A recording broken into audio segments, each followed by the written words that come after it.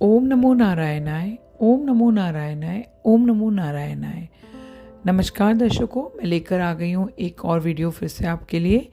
दर्शकों, मेरा जो आज का वीडियो है वो आजकल एक बड़ा कॉमन टॉपिक चल रहा है और क्योंकि मैं विष्णु भगवान की भक्त हूँ तो ये टॉपिक भी उन्हीं से रिलेटेड है। उनके एक रूप हैं तिरुपति बालाजी, जिनका मंदिर तिरुमाला पहाड़ी पर है।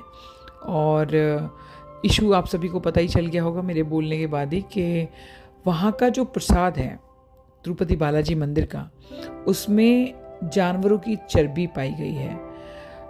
वैसे तो वो बहुत ही पवित्र स्थान है। इनफैक्ट अगर मैं ये कहूँ कि वो दुनिया के शायद नंबर 1 मंदिरों में से एक है जिसको हम सबसे धनी मंदिर भी कहते हैं, क्योंकि हर महीने वहाँ लाखों करोड़ों का चढ़ावा चढ़ता है।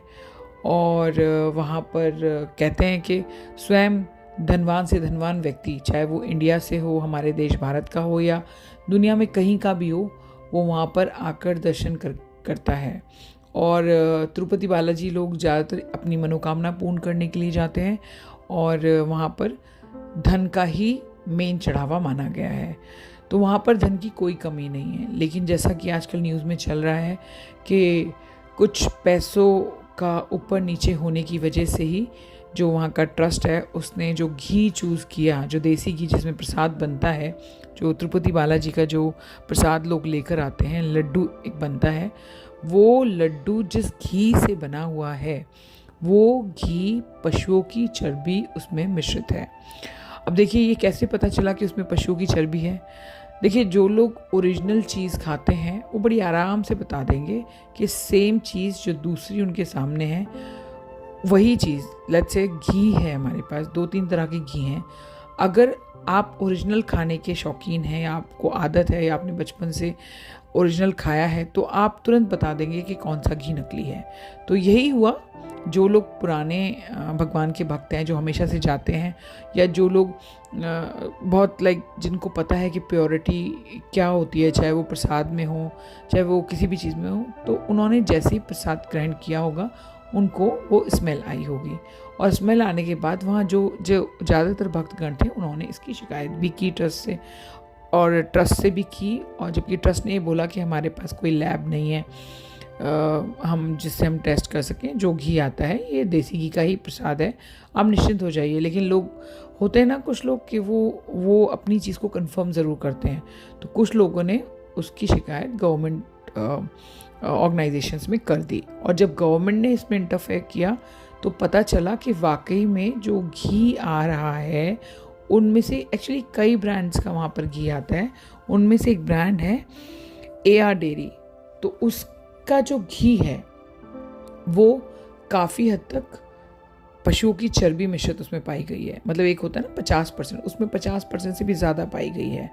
तो अब देख लीजिए कि जिन भक्तों ने ये महसूस किया, क्योंकि वो जो दरबार है बालाजी का, तिरुपति बालाजी का, वहाँ साक्षात विष्णु भगवान के अवतार बालाजी बैठे हुए हैं। तो अगर उनके दरबार में कुछ गलत हो रहा है, लोग बड़ी आस्था से, बड़ी श्रद्धा से वहाँ जाते हैं, अपनी मनोकामना भगवान के सामने रखते हैं। और ज़्यादातर लोगों की, इनफैक्ट मैं अगर ये कहूँ कि 100% लोगों की मनोकामना वहाँ पूर्ण हुई है आज तक।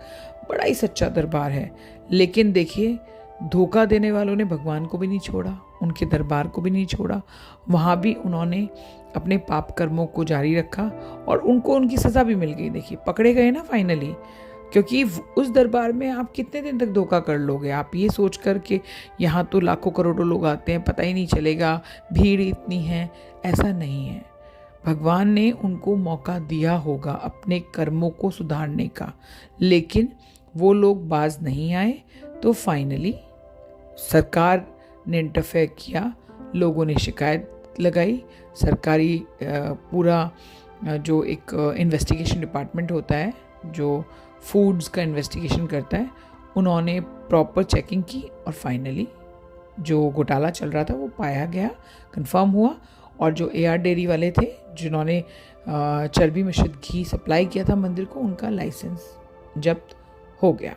अब ये देखिए कि आप कहाँ अपना, आप देखिए ना, लोग बिजनेस करते हैं, काम करते हैं अपना, तो वो बिजनेस डायरेक्ट भगवान से ही कर रहे हैं। देखिए, भगवान के मंदिर में, दरबार में उनका कारोबार चल रहा है, वहीं से उनको पैसा आ रहा है, उसी दरबार से पवित्र मंशा से लोग आकर दान चढ़ावा करते हैं, उसी पैसे से उनका बिजनेस फ्लॉरिश हो रहा है, और वो फिर भी धोखा कर रहे हैं।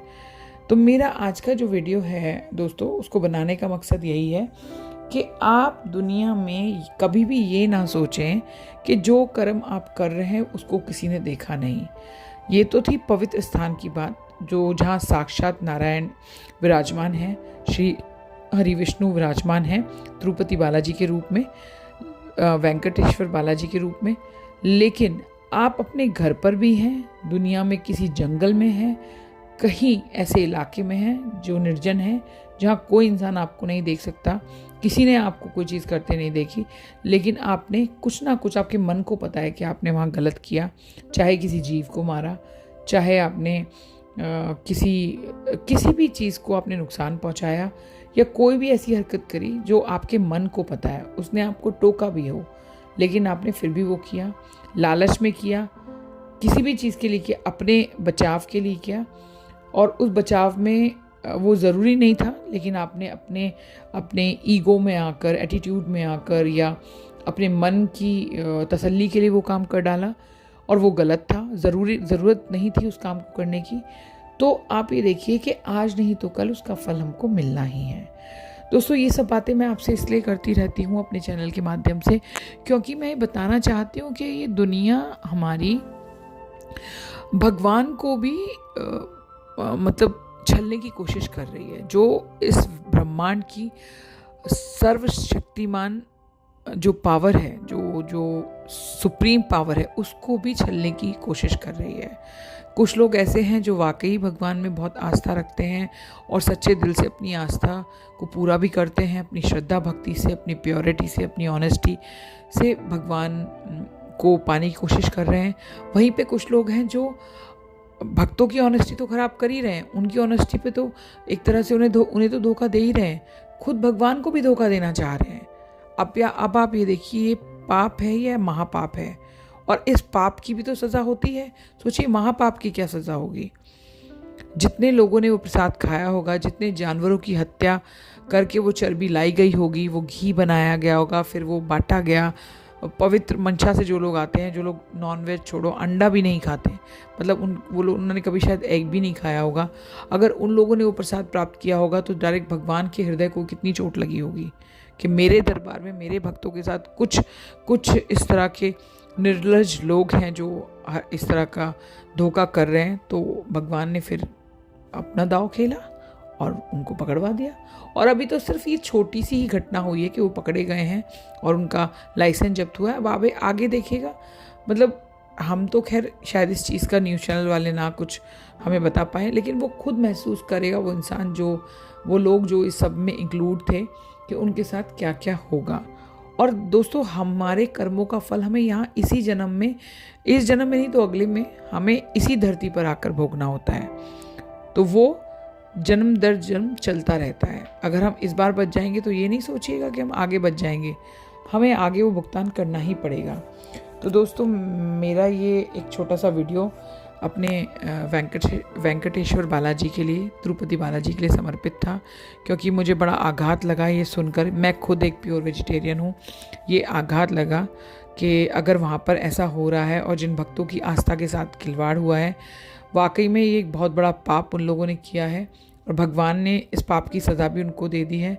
मैं खुद तिरुपति बाला जाने की प्लानिंग कर रही थी और मैं जाऊंगी भी ज़रूर, लेकिन उम्मीद करती हूँ तब तक वहाँ पर प्रसाद बिल्कुल शुद्ध घी से बनने लगे, क्योंकि कोई भी भक्त जब अपने भगवान के दरबार में जाता है तो वो प्रसाद ज़रूर प्राप्त करना चाहता है, और बिना प्रसाद के तो वो अपने घर भी लौटना नहीं चाहता, क्योंकि प्रसाद सिर्फ प्रसाद नहीं है, उसमें भगवान का आशीर्वाद है, भक्तों की असीम आस्था है, और उन्हें पूरा विश्वास है कि उनकी मनोकामना ईश्वर उस प्रसाद जो मिला है उसके द्वारा उनको बता रहे हैं कि आपकी मनोकामना अवश्य ही पूर्ण होगी।